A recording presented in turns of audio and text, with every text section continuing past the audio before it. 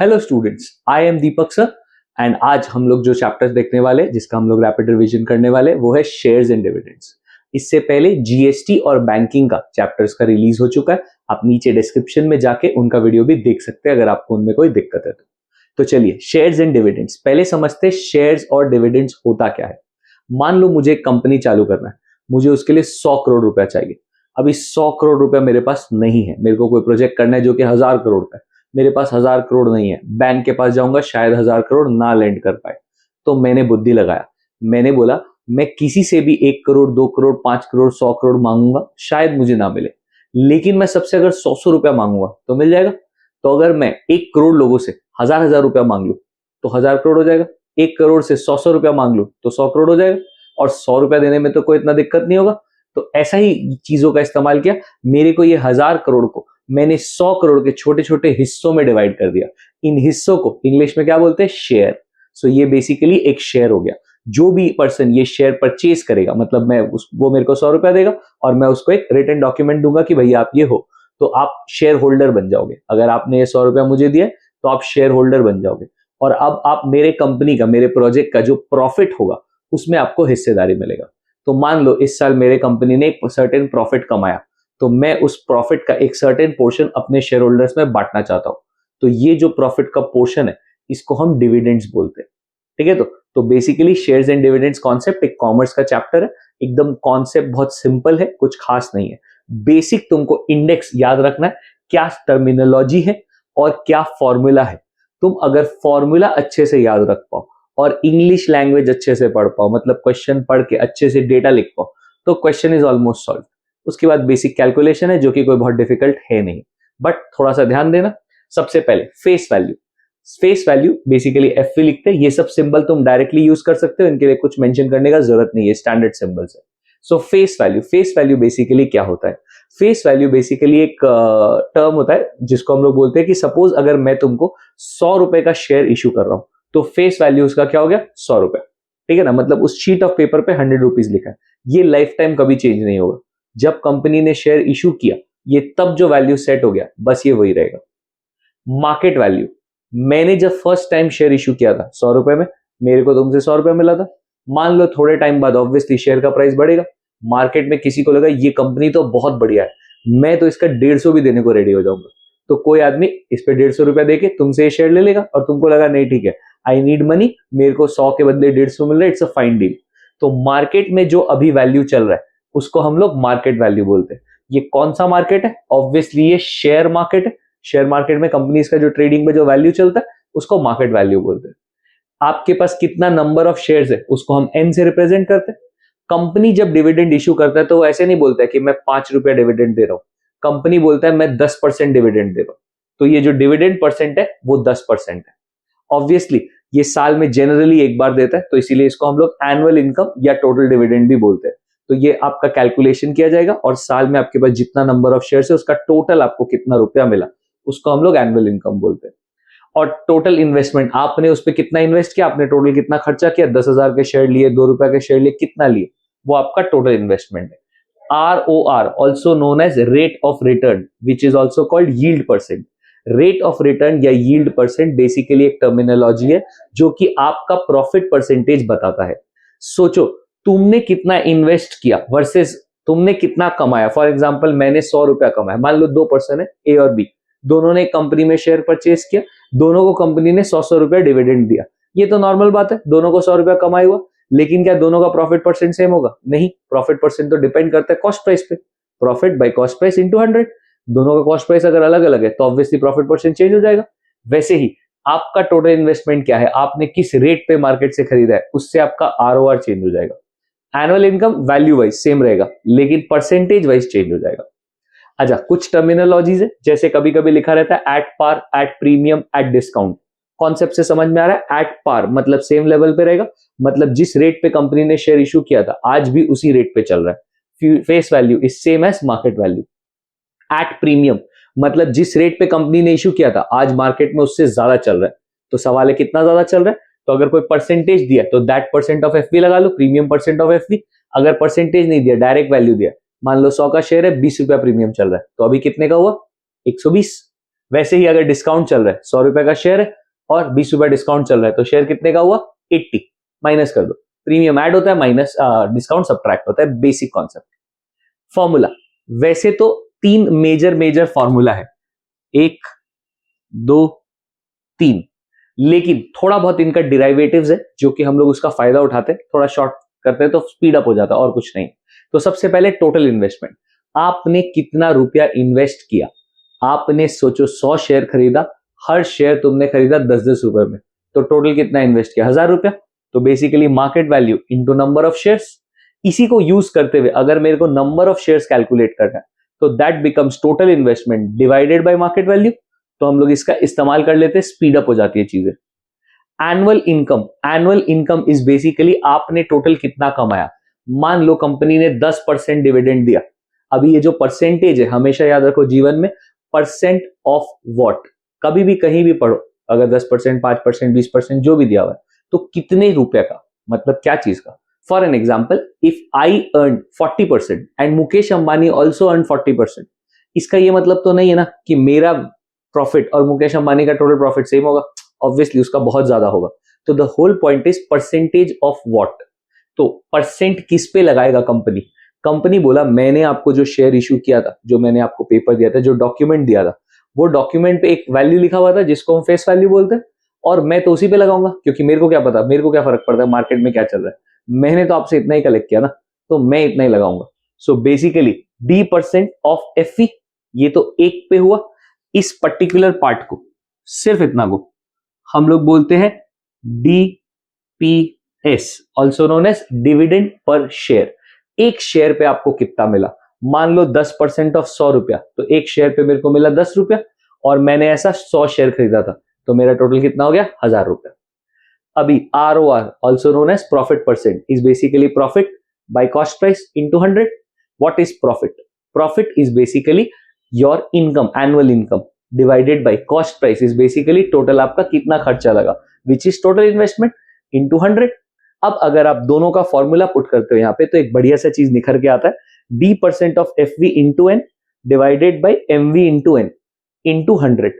अब यहाँ पे N कैंसिल आउट हो जाता है। इससे फायदा ये मिलता है कि कभी कभी क्वेश्चन में ना आपको नंबर ऑफ शेयर्स नहीं बताता है, पर फिर भी आपको ROR जज करना पड़ता है, तो वहां पे आप डायरेक्टली इस फॉर्मूला का इस्तेमाल कर सकते हो, D% of FV by MV into 100। इससे नंबर ऑफ शेयर का जरूरत नहीं पड़ेगा। अगर आप एक शेयर पे 10% कमा रहे हो, तो 100 शेयर पे भी 10% ही कमाओगे, अज्यूमिंग सबको सेम रेट पे लिया हुआ है, कोई फर्क नहीं पड़ता उस पर। एक शेयर पे जितना कमाते हैं उतना ही 100 शेयर पे कमाते। डू रिमेंबर, चैप्टर में सबसे इंपॉर्टेंट चीज क्या है? चैप्टर में सबसे इंपॉर्टेंट चीज है लैंग्वेज। अगर तुम क्वेश्चन को पढ़ के डेटा अच्छे से निकाल पाओगे तो तुम्हारा 90% काम हो गया। फिर से फॉर्मूला लगाना है, सॉल्व करना है। तो चलो कुछ स्टेटमेंट्स पढ़ते हैं, देखते हैं हम उससे क्या डेटा निकाल पाते हैं। 15% ₹100 शेयर्स एट ₹145। सबसे पहले जो परसेंटेज गिवन रहेगा वो क्या होगा? वो डिविडेंड परसेंट होगा। So basically D% is equals to 15%। ₹100 shares, ₹100 shares जब भी इस लैंग्वेज में लिखा रहेगा, इसका मतलब है वो फेस वैल्यू है। तो face value is equals to ₹100 और एट ₹145। इसका मतलब अभी मार्केट में ये 145 रुपीज में अवेलेबल है। तो इसका मतलब market value is ₹145। Simple stuff. Next, 12% ₹100 shares at 5% discount. इसका मतलब 12% तो ऑब्वियसली D% है, डिविडेंड परसेंट इज 12%। ₹100 शेयर्स, इसका मतलब face value is equals to ₹100 at 5% discount, 5% के डिस्काउंट पे अवेलेबल है। तो मार्केट वैल्यू क्या होगा? हमने फॉर्मूला पढ़ा था, market value is face value minus discount percent of face value. 5% of 100 रुपया 5 रुपया होता है, तो 100 रुपया में से 5 रुपया गया, तो अभी ये मार्केट में 95 पे अवेलेबल है, जबकि जब कंपनी ने इशू किया था तो ये 100 रुपया पे था। तो तुमको लैंग्वेज अच्छा से पढ़ना है, डेटा सही से कॉपी करना है, उसके बाद सम उतना डिफिकल्ट नहीं लगेगा। Rohit invested rupees 9600 on rupees 100 shares at rupees 20 premium, paying 8% dividend. Rohit sold the shares when the price rose to rupees 160. He invested the proceeds excluding dividend in 10% rupees 50 shares at rupees 40. Find the original number of shares, sale proceeds, new number of shares, change in dividend. So basically Rohit ने क्या किया? रोहित ने कुछ पहले shares खरीदा, उसके बारे में कुछ डिटेल्स दिया हुआ, फिर जब उनका प्राइस 160 हो गया तो उसने वो शेयर्स बेच दिया, उससे जो पैसा आया उस पैसे को वापस दूसरे शेयर में इन्वेस्ट किया। और इस पूरे कहानी में हमको कुछ कुछ सवाल पूछे जिनका हमको आंसर करना है। सबसे ऑब्वियसली की इंपॉर्टेंट पॉइंट क्या होता है? क्वेश्चन अच्छे से पढ़ के उसका डेटा लिखना। अगर तुमने अच्छे से डेटा लिख लिया तो तुम्हारा 80% काम हो गया है, सिर्फ 20% फॉर्मूला लगाना, कैलकुलेशन करना बाकी है। सो रोहित इन्वेस्टेड रुपीज 9600, तो 9600 क्या हुआ? Total investment.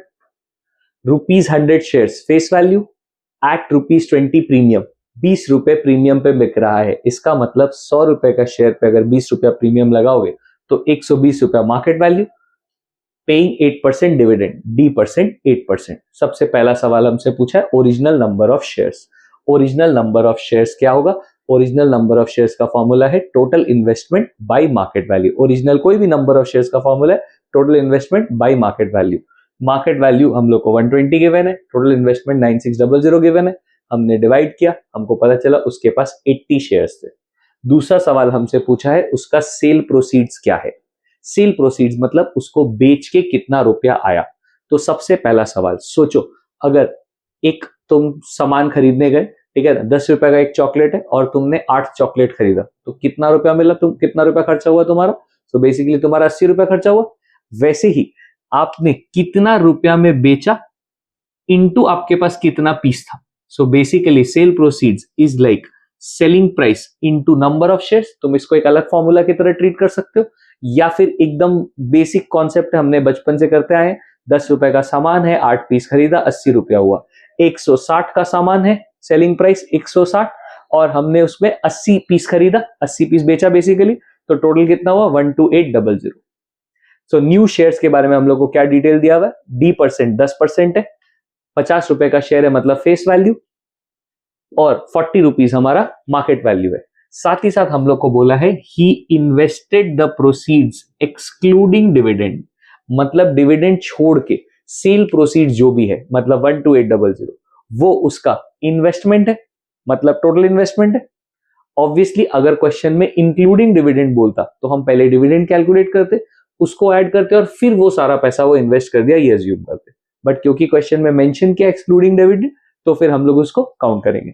और बेसिकली अब हमसे क्या पूछा है? New number of shares. तो same concept, new number of shares is total investment by market value. Total investment 12800, market value 40, तो बेसिकली 320 शेयर उसने खरीदा।